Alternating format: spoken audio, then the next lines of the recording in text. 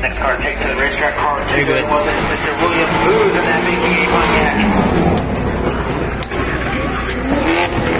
William and Pontiac have been annual contenders out here. Get better each year. Get the car more figured out and dialed into his liking.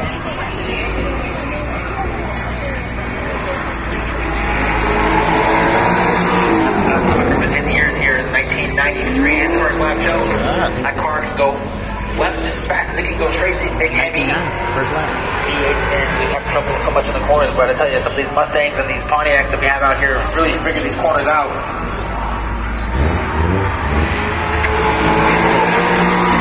Sideways, of course, we got a car sideways in the middle of turn 2. Spinner. We complete the laps. Yeah, that was a hit. For William Booth of the 1980. I was going to say, you can hear William. He lets off early on the straightaway, but he is backing that gas really quick early in the corners.